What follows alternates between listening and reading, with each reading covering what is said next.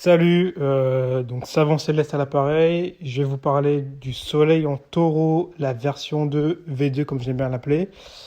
Et ben on commence direct, juste petit disclaimer en 10 secondes. Voilà, je suis astrologue, j'ai étudié l'astrologie dans beaucoup de pays et j'ai aidé plusieurs personnes l'an dernier, donc c'est pour ça que je me suis mis sur les réseaux pour en aider encore plus. Voilà, tant qu'on peut aider, nous on aide. Et puis voilà, donc le Soleil en Taureau, comme je vous l'ai dit. Alors, donc comme je vous l'ai dit, la V2, c'est vraiment la profondeur. On rentre vraiment dans le vif du sujet et on essaye de cerner les points, les fondamentaux, les briques de la maison. Donc, tout d'abord, on va commencer. Il y a un conflit fondamental entre le taureau et le soleil. Le taureau, pour vous donner un ordre d'idée, c'est un signe qui est féminin. Le soleil est une planète qui est masculine. Donc déjà là, on rentre en conflit instantanément. Le taureau appartient à Vénus, donc féminin, parce que Vénus, ça peut pas du tout être masculin, je pense que voilà, vous le savez, et à la Terre, qui est un élément féminin. Si vous ne savez pas, maintenant je vous le dis, c'est un élément féminin. Donc le taureau est un signe féminin qui est fort. Quand vous avez le soleil en taureau, vous avez un clash entre la nature féminine du signe, donc la nature, comme je vous l'ai dit, par Vénus et par l'élémentaire, et la nature masculine de la planète. Donc, qu'est-ce que ça donne? Ça donne que le soleil n'est pas super excité d'être dans le signe du taureau. Fondamentalement, même, j'ai envie de dire, il est un peu inconfortable. Ils ne se sent pas très bien. Parce que c'est un astre qui est quand même masculin, qui a besoin d'imposer, entre guillemets, de dominer. Et quand il est dans le signe du taureau, il n'est pas vraiment à son aise. Et entre guillemets, c'est compréhensible parce qu'on sait que le maître du taureau, c'est Vénus. Et Vénus n'est pas réellement un ami du Soleil. C'est pas son ennemi, j'ai pas envie de dire c'est son ennemi, mais c'est pas non plus son ami. C'est un peu son opposé. Le Soleil, il y a deux, entre guillemets, deux ennemis. Bon, Vénus est son petit ennemi, et son grand ennemi, c'est le Saturne. C'est pour ça que Saturne est en exil dans le signe du Lion. Parce que Saturne, ça ne représente pas du tout la chaleur. La chaleur, vous savez, la chaleur du soleil, l'énergie, la vitalité du soleil. Pas du tout. Saturne, c'est un signe, c'est une planète de restriction, c'est une planète de dureté, on se met des barrières de discipline, de, de, de, de froideur, j'ai envie de dire, de vieillesse. C'est pas du tout la fougue de la jeunesse avec Saturne. Pas du tout. Donc c'est voilà. Donc ça c'est une petite aparté, mais c'est important de le reclarifier. Deuxième point, comme je vous l'ai dit, le taureau c'est la féminité. La féminité signifie toujours la coopération. Hein. C'est la coopération, c'est l'aide en groupe. Voilà, c'est vraiment l'entraide. La masculinité représente un peu plus quand même l'indépendance, l'individualité. Hein. On le remarque dans le sport, dans toutes ces choses-là. Généralement, la masculinité est associée à l'individualité. Vous allez me dire, oui, il y a des femmes qui sont individuelles, etc. Ou voilà, vous pouvez me dire n'importe quoi. Certes, mais nous, on en revient toujours aux bases de l'astrologie. Dans l'astrologie, la masculinité, il faut vraiment revenir aux bases. La masculinité, c'est l'individualité et la féminité, c'est la coopération. Voilà.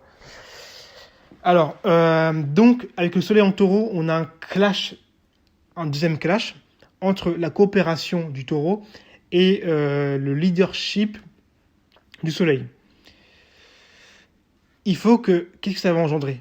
Et là, c'est important, écoutez bien. Il faut que vous gardiez à l'esprit que les natifs donc, du taureau sont OK avec la coopération et avec le travail en groupe. Ils sont OK avec ça. Les partenariats, tant qu'elles ont l'impression qu'ils sont au volant et qu'ils peuvent prendre les décisions ou avoir le dernier mot dans la plupart du temps. En fait, ils sont OK avec la coopération, ils sont OK pour le travail de groupe, ils sont OK pour faire des choses ensemble, tant qu'ils ont l'impression que à la fin, c'est eux qui décident. S'ils font un travail de groupe et qu'à la fin, leur point de vue n'est pas pris en compte, entre guillemets, ils n'ont pas les pouvoirs sur les prises de décision, ça ne va pas du tout leur plaire. Pardon. Ils vont même être mécontents, ils auront l'impression de ne pas forcément être écoutés à leur juste valeur. Et s'ils ont l'impression qu'ils doivent avoir une voix égale avec tout le monde, et entre guillemets, je sais pas pourquoi je me suis mis en arrêt, et qu'ils ne décident pas à la fin, forcément, ça va pas leur plaire. Donc, ok avec le travail de groupe, mais derrière, ils veulent décider. Troisième point, le taureau est un signe sain. Ça, c'est plutôt un aspect bénéfique, vous allez voir. Le taureau est un signe sain. C'est un signe qui a une certaine vitalité. Je vais vous expliquer. Pureté. En fait, le soleil, le taureau est un signe qui est représenté par la terre, comme je l'ai dit, donc l'élément terre. Et la terre, c'est la fertilité. C'est la santé, c'est les vitamines. Le soleil, comme vous savez, c'est une planète de vitalité et d'énergie, comme je vous l'ai rappelé tout à l'heure. Donc, c'est aussi une planète qui est extrêmement saine. Beaucoup d'énergie, beaucoup de vitalité. Donc, il y a une extrêmement bonne synergie entre les deux. Les natifs du taureau sont très généralement en bonne santé. Vous pouvez le voir autour de vous. C'est généralement des personnes qui ne tombent pas souvent malades. Elles tombent généralement assez peu malades. Et généralement, elles ont un métabolisme qui se régénère assez rapidement. Ils sont assez beaux ou belles, mais pas beaux ou belles dans le sens une beauté, mais d'une beauté, je veux dire, enfin, dans le sens une beauté, voilà, lui il est beau, lui il a un beau maquillage, ou lui il a ça. C'est plus une beauté dans le sens, ils ont une belle peau, vous voyez ce que je veux dire, ils ont une bonne vitalité, une bonne régénération des cellules, un bel éclat, voilà. C'est plus dans ce sens-là. Pas une beauté, voilà, lui il est beau, lui il est belle, voilà, non, ça n'a rien à voir avec ça. C'est vraiment une bonne beauté au niveau de la santé, tout simplement. Voilà. Et ça, j'ai des exemples, enfin, j'ai des taureaux autour de moi, ils ont une excellente santé. Alors ça, pour avoir une bonne santé, ils ont une bonne santé. C'est des personnes qui sont rarement malades, ils présentent bien, toujours bien, toujours une bonne présentation, toujours bien, comment dire, ils ont une belle peau, quoi. Ils ont une belle peau, ils sont en bonne santé, et ça se ressent, en fait. Vous voyez ce que je veux dire, ça se ressent. Donc, un très bon point lorsque le soleil est en taureau, très bonne vitalité.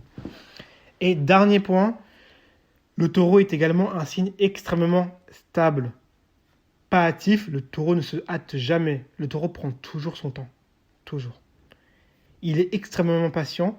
Le soleil est une planète qui est extrêmement stable aussi, hein. Elle est fixe. Pour ça qu'elle est extrêmement bien aussi dans le signe du lion. Et donc le soleil en taureau donne une certaine, en conclusion, je vous laisse finir, détermination, patience, loyauté à long terme. En fait, ce sont des personnes qui sont extrêmement déterminées sur le long terme. Ils font quelque chose, ils vont s'y tenir. C'est un signe de terre, donc c'est un signe qui est concret. C'est un signe qui bâtit des fondations, comme le Capricorne. Et c'est vraiment... Le taureau, c'est un signe long-termiste. C'est un signe qui est vraiment sur le long terme. C'est un signe qui est extrêmement loyal aussi. Ça, j'ai pu vraiment le remarquer. C'est un signe qui... On a l'impression qu'ils sont un peu lents. En fait, c'est pas vraiment lent, mais c'est plus dans le côté, ils se hâtent pas. Vous voyez, ils prennent leur temps. On n'est pas sur un bélier avec la fougue du bélier. Là, on est vraiment sur un signe qui prend son temps. Il prend le temps d'expliquer les choses. Il prend le temps de dire les choses. Ils expliquent très bien, ils n'hésitent pas à réexpliquer s'il faut, donc c'est un signe qui est dans la compréhension. Et globalement, c'est un signe qui est stable. C'est pas un signe qui va faire des fougues, c'est pas un signe qui va être comme un malade, on va dire entre guillemets en amitié, mais c'est un signe qui est extrêmement stable. Il est stable dans ses actions, il est stable dans ce qu'il fait, et il y a une certaine loyauté. Donc forcément, si vous brisez cette loyauté, c'est un signe qui est fixe, hein. Si vous brisez cette loyauté, pardon, forcément, ben, ils ne pourront plus trop vous faire confiance. C'est un peu comme un lion, hein. C'est un peu comme un lion. Un lion, si vous le trahissez, il y a beaucoup. Cette notion de trahison est très très liée au lion. Parce que la trahison, on trahit qui? On trahit le roi. Et le roi est représenté par le lion. Voilà, bref. Bon, ça c'est un aparté. Mais bref. Donc si, entre guillemets, vous les trahissez, enfin, si vous trahissez le lion, plus jamais ils pourront vous faire confiance. Et ben c'est la même chose pour le taureau. C'est un peu plus différent parce que c'est un signe de terre, par Vénus, etc. Mais globalement, c'est un peu le même mindset. Voilà. En tout cas, j'espère que vous avez pu apprécier la vidéo de la V2 sur le taureau. Et je continue à fond.